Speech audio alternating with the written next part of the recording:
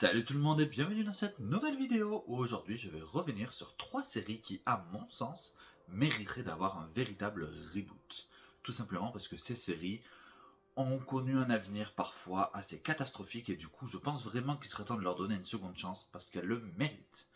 Allez, c'est parti, on commence directement dans le vif du sujet avec Sliders, les mondes parallèles.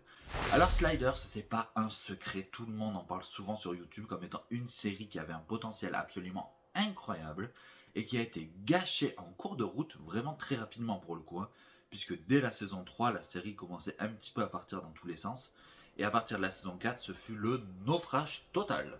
Donc pour le coup, Sliders, je pense que c'est un concept absolument incroyable. L'idée d'avoir les mondes parallèles permettrait de faire un univers qui là aussi nous offrirait plusieurs spin-offs. Vraiment, je pense vraiment que Sliders, c'est un des plus beaux gâchis des séries des années 90, dans le sens où on aurait pu avoir un univers ultra étendu façon Star Trek, façon Stargate, et que, ben non, en fait, vraiment. Et c'est dommage pour ça. Aujourd'hui, on a clairement plus de moyens pour faire ce genre de série. On a surtout clairement des scénaristes qui font vachement mieux le taf, je trouve, et des chaînes qui sont un petit peu moins pénibles envers les producteurs et les scénaristes. Donc, je pense qu'on pourrait vraiment faire quelque chose qui se tienne et qui nous offre quelque chose de cohérent, qui soit étendu sur, encore une fois, un univers très enrichi, des personnages qui soient bien écrits, un vrai budget, des spin-offs. Je crois que Sliders, c'est vraiment un concept qui est béton et que, à mon sens, ce concept il dort depuis bien trop longtemps dans les cartons et il faut le ramener à la vie, en faire quelque chose. On ne peut pas laisser un concept pareil aux oubliettes. C'est juste pas possible. Je crois qu'il faut vraiment rebooter cette série, nous offrir quelque chose d'incroyable. Le fameux Essie, là aussi, je trouve que c'est vraiment quelque chose qui avait été, à mon sens, trop sous-exploité dans la série, dans le sens où très vite on l'avait oublié. Je me rappelle, c'était à chaque fois ils arrivaient dans un monde où Essie, et là, ben, ils découvraient genre, et si c'était un monde dominé par les femmes, et si Cléopâtre n'était pas morte, à chaque fois il y avait quelque chose comme ça, et si on passait au feu rouge et qu'on s'arrêtait au feu vert, c'était vraiment fou, et à l'heure de 2024, je pense vraiment qu'il y aurait des questions assez politiques, tout ça, qui pourraient permettre d'offrir en plus de ça une série avec une dimension beaucoup plus mature, beaucoup plus profonde.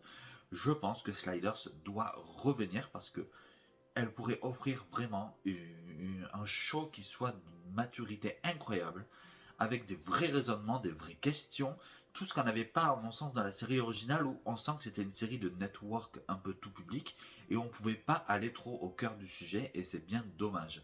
Donc oui, pour moi, cette série doit revenir et nous offrir quelque chose de très mature, très politisé même.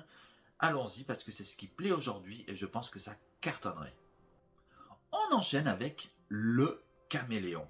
Le Caméléon, vous connaissez tous cette série culte de la trilogie du samedi, vous savez, c'est l'histoire de ce gars qui s'appelle Jarod et qui peut prendre l'apparence de n'importe quelle personne puisqu'il peut faire tous les métiers possibles et imaginables, puisqu'il a des facultés qui le lui permettent.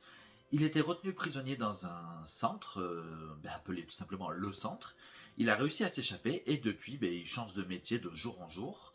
Et le problème de la série originale, c'était que vraiment, il y avait beaucoup trop de looners, d'épisodes filler, fait que vraiment le fil rouge était parcimonie et c'était vraiment pénible pour ça. Et c'est ce qui a coûté d'ailleurs, je pense, la vie à la série. C'est que les gens en avaient marre que ce fil rouge avance beaucoup trop lentement.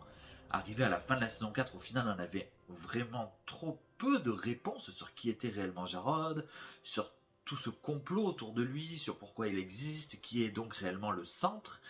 Et les gens en ont eu marre, du coup ils ont déserté la série et je peux les comprendre. C'est vrai qu'aussi à l'époque on était dans ce format de 22 épisodes par saison, donc malgré tout fallait combler. Et je pense que Le Caméléon c'est typiquement une série qui pourrait revenir sur HBO ou même sur Sci-Fi, là aussi avec un nombre d'épisodes réduit et qu'on en fasse une série qui soit vraiment pour le coup une série fil rouge où entre guillemets la mythologie soit au centre du débat et où là on offre enfin quelque chose de fou furieux. Franchement, je pense que pareil, le personnage de Madame Parker doit revenir parce que c'est une femme forte, c'est une femme de tête qui avait pas mal d'ambivalence au niveau de sa psychologie et je pense que là aussi c'était assez mal travaillé par moment alors que là on pourrait avoir quelque chose de mieux travaillé, de mieux écrit, de plus soigné. Il y a des vraies bonnes actrices qui pourraient interpréter ce rôle aujourd'hui. Je crois que le caméléon doit revenir pour nous offrir ce qu'on n'a pas eu en fin de compte à l'époque. Une mythologie absolument incroyable. À l'époque, je me rappelle que ça partait dans tous les sens, des personnages qui mouraient et qui revenaient à la vie, mais en mode j'ai les 7 boules de cristal, limite, tellement c'était très improbable. Et je crois que là aussi, le caméléon, à mon sens, j'avais adoré jusqu'à la saison 3. Et avec le recul, c'est vrai que je m'étais dit, ouais, mais en fait, au final, ça avance quasiment jamais, ce fil rouge. Ça n'avance quasiment jamais. Et arrive cette saison 4 où là, pour moi, ça a été le pompon. Et c'était une catastrophe sur toute la ligne, je trouve, cette dernière saison. Mais jusqu'à ce final qui était totalement débile, je trouve. Et puis on nous a offert deux téléfilms de conclusion qui au final nous ont laissé encore plus sur des portes ouvertes. On a commencé à vouloir apporter une dimension fantastique au caméléon dans ce dernier téléfilm de conclusion. Et du coup j'avais pas compris où ils voulaient aller. On sent qu'il y a d'autres téléfilms qui étaient prévus derrière pour conclure la série et qui n'ont pas eu lieu. Ce qui montre bien que cette série était maudite jusqu'au bout. Et pour moi, le fait qu'ils aient voulu apporter une dimension fantastique dans ce dernier téléfilm à l'époque montrait bien que justement, dès le début, ils ne savaient pas où ils allaient. Parce que s'il y a bien un truc pour moi qu'il ne faut pas faire dans une série comme Le Caméléon, c'est apporter du fantastique. Il faut que ça reste science-fiction pure et dure, complotiste, façon X-Files, mais que ça parte pas trop dans le fantastique. C'était pas ce qu'on recherchait, je pense. Et je crois que c'est une série qui s'est perdue en chemin très rapidement, qui à chaque fois est revenue, mais a fini par se reperdre, et elle faisait que ça. Donc je pense vraiment qu'elle mériterait d'avoir un vrai reboot parce que c'est une série qui mérite avec un concept absolument béton. Et franchement, je pense qu'il faut que le caméléon revienne. On enchaîne avec la troisième et dernière série. Ça va être 7 à la maison. Et ne zappez pas, s'il vous plaît, laissez-moi avancer mes arguments. Je pense que 7 à la maison est une série qui a très mal vieilli, on va être honnête. Mais je pense qu'aujourd'hui, en 2024, on pourrait refaire cette série avec cette fois-ci la femme qui est pasteur et le mari qui du coup élève les enfants. Alors oui, certains diront qu'il y a un discours un peu wokiste dans ce que je dis, mais je pense pas. Je pense vraiment que ça permettrait de montrer en quoi la société évolue, et c'est très bien. On pourrait aussi montrer ce que c'est qu'être pasteur en 2024 avec des enfants qui ont les réseaux sociaux, des enfants qui pourraient pas forcément faire tout ce qu'ils veulent comme les autres enfants de leur âge parce que maman pasteur est du coup peut-être un petit peu coincée au niveau de certaines choses.